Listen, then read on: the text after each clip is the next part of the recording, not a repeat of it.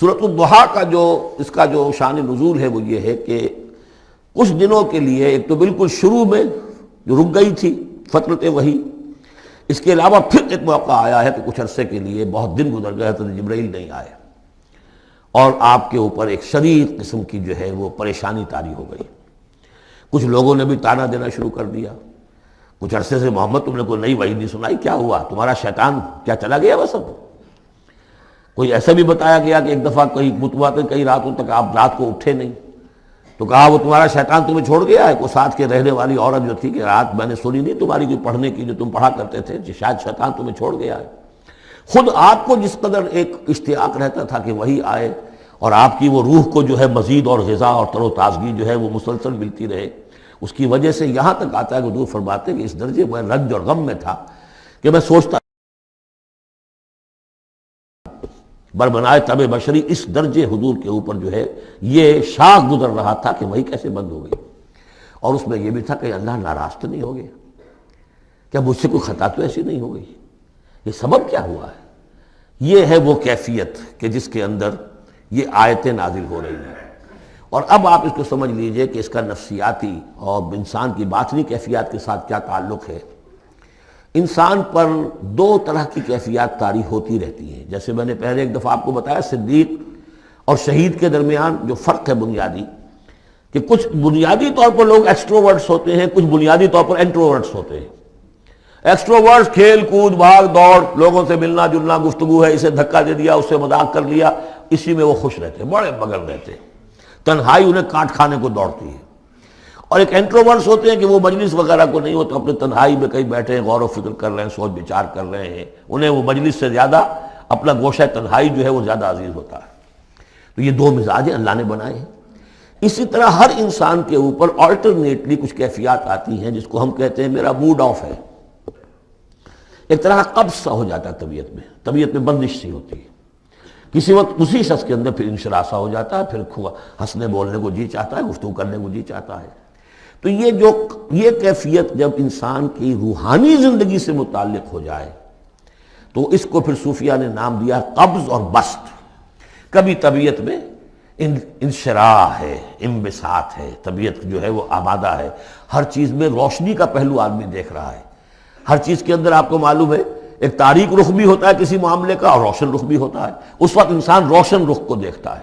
اور ایک وقت میں آتا ہے کہ طبیعت میں بندش سی لگ گئی ہے، جیسے اندر کوئی پکڑ لیا کسی نے، اب طبیعت جو ہے وہ بھی اپنے اندر وہ انقباض محسوس کر رہی ہے، اور پھر آدمی پیسیمسٹک ہو جاتا ہے، نا امید سا ہوتا ہے، پھر اسے ہر معاملے کا تاریک پہلو زیادہ نظر آنے لگتا ہے۔ تو یہ قبض اور بسط کی کیفیات ہیں۔ جب کبھی قبض کی کیفیت ہو، قاضی ثناء اللہ پانی پتی رحمۃ اللہ علیہ نے تفسیر مظہری میں لکھا ہے کہ قبض کی کیفیت میں اس صورت کا پڑھنا تریاق ہے، جس طرح حضور صلی اللہ علیہ وسلم کے لیے گویا کہ اس وقت جو وحی کا بند ہو جانا تھا وہ گویا کہ ایک طرح کے انقباض اور قبض کی کیفیت پیدا ہوئی تھی، اس میں اب اللہ تعالیٰ فرما رہے ہیں والضحیٰ، قسم ہے دن کے دھوپ چڑھنے کے وقت کی، واللیل اذا سجا، اور قسم ہے رات کی جبکہ وہ چھا جائے یا ساکن ہو جائے، سجا کے دونوں معنی ہے سکون۔ اب دیکھیے ان دونوں کو کیوں لائے؟ اس لیے کہ صبح ہے، حرکت ہے، برکت ہے، چلنا ہے، دوڑنا ہے، ہر شخص جا رہا ہے، ادھر جا رہا ہے، ادھر جا رہا ہے، رات کو سکون ہو گیا، تاریکی چھا گئی اور شور ہنگامہ ختم ہو گیا۔ لیکن یہ رات اور دن دونوں ضروری ہیں انسان کے لیے، یہاں کا نظام چلانے کے لیے۔ اگر رات ہی رات ہوتی تب بھی یہ دنیا نہ چلتی، اور دن ہی دن ہوتا تب بھی نہ چلتا، تو رات بھی ضروری ہے۔ اسی طریقے سے نفس انسانی کے لیے کبھی کبھی قبض کا وقفہ بھی ضروری ہے۔ آپ اسے یہ نہ سمجھیں کہ اللہ تعالیٰ ناراض ہو گیا، یہ بھی ہماری تربیت کا ایک یوں سمجھیے کہ ایک جز ہے۔ ما ودعک ربک وما قلی، آپ کے رب نے آپ کو رخصت نہیں کیا ہے، نہ ہی وہ آپ سے ناراض ہوا ہے۔ وللآخرۃ خیر لک من الاولی، اور اس کے بعد جو وقت آئے گا اس قبض کے بعد وہ پہلی سے بھی بہتر ہوگا۔ اور میں حیران ہوتا ہوں کہ کیسے غالب نے وہ بات کہی ہے کہ جو بالکل ترجمانی ہے اس کی، رکتی ہے میری طبع تو ہوتی ہے رواں اور، یعنی یہ کہ جب میری طبیعت کے اوپر کبھی کبھی رکاوٹ سی آ جاتی ہے، اب شعر جو ہیں اچھے نازل نہیں ہو رہے، لیکن جب وہ رکاوٹ سے میں نکلتا ہوں، اس قبض سے نکلتا ہوں، رکتی ہے میری طبع تو ہوتی ہے رواں اور، اس لیے کہ اس قبض کے بعد جب مرحلہ آتا ہے انبساط کا اور انشراح کا تو وہ ایک قدم آگے ہوتا ہے آدمی، اس پہلی کیفیت سے ایک درجہ جو ہے اس کا بڑھ چکا ہوتا ہے۔ وَلَلْآخِرَةُ خَيْرٌ لَكَ مِنَ الْأُولَىٰ، یقیناً پچھلی ہر گھڑی، ہر ساعت اور ہر قبض کے بعد آنے والا انبساط آپ کے لیے پہلے سے اونچا درجہ لے کر آئے گا۔ وَلَسَوْفَ يُعْطِيكَ رَبُّكَ فَتَرْضَىٰ، ان قریب آپ کا رب آپ کو اتنا کچھ دے گا، اتنا کچھ دے گا، آپ کی محنتوں کے وہ نتائج سامنے آئیں گے کہ آپ راضی ہو جائیں گے۔ اب دیکھیے پچھلی صورت ختم ہوئی تھی وَلَسَوْفَ يَرْضَىٰ، یہاں ہے وَلَسَوْفَ يُعْطِيكَ رَبُّكَ فَتَرْضَىٰ، صرف ضمیر کا فرق ہے، کیونکہ صدیق پر وحی نہیں آتی، براہ راست خطاب نہیں کیا جا سکتا، وہاں وہ صیغہ جو ہے وہ غائب کا ہے، وَلَسَوْفَ يَرْضَىٰ، اور چونکہ نبی وہ ہے جس پر وحی آ رہی ہے، براہ راست مخاطب ہے، تو وَلَسَوْفَ يُعْطِيكَ رَبُّكَ فَتَرْضَىٰ، آپ کا رب اتنا کچھ دے گا کہ آپ راضی ہو جائیں گے۔ اب یہ کہ اسی قبض کی حالت میں پھر اللہ تعالیٰ اپنے احسان جتا رہا ہے، اور یہ بہترین ہے۔ کبھی طبیعت پر ڈپریشن ہو اس طرح کی اور قبض کی کیفیت ہو تو آدمی یاد کرے کس کس مرحلے پر اللہ نے میری دستگیری فرمائی، کن کن مراحل پر اللہ تعالیٰ نے مجھے مشکلات سے نکالا، اس سے وہ حوصلہ بڑھتا ہے۔ اور اس کو بھی سمجھیے کہ اسی انداز میں علم یجد کا یتیماً فآویٰ، یہ سیرت النبی کے بڑے اہم حصے ہیں جو اس میں آ گئے ہیں۔ آپ کی پیدائش یتیمی میں، پوسٹیومس چائلڈ، باپ تو پہلے ہی فوت ہو چکا ہے، 6 سال کی عمر میں والدہ گئی، 8 سال کی عمر میں دادا گئے، اور وہ یعنی جو آپ نے دیکھا ہے ابتدائی زمانہ زندگی کا تو وہ یتیمی کا۔ علم یجد کا یتیماً فآویٰ، کیا اس نے اے محمد آپ کو نہ پایا کہ آپ یتیم تھے، پھر پناہ دی، آپ کے لیے بندوبست کیا، دادا کے دل میں جو شفقت ڈالی، پھر آپ کے تایا زبیر کے دل میں جو شفقت ڈالی۔ عبد المطلب کے بعد فوراً ابو طالب کا نام آتا ہے، حالانکہ یہ غلط ہے تاریخی اعتبار سے۔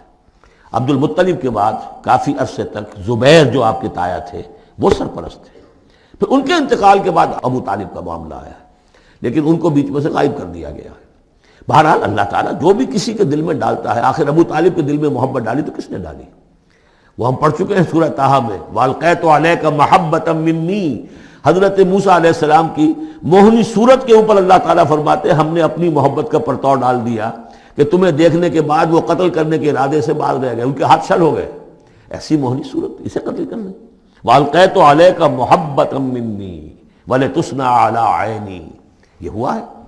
تو فرمایا علم یجد کا یتیماً فآویٰ ووجدک ضالاً فہدیٰ، اور پھر جب آپ شعور کی پختگی کو پہنچے اور غور و فکر کا مرحلہ آیا، حقائق میں انسان کو سوچ بچار کا مرحلہ آیا، اور آپ کو دیکھا کہ آپ تلاش حقیقت میں سرگرداں ہیں تو ہدایت دی۔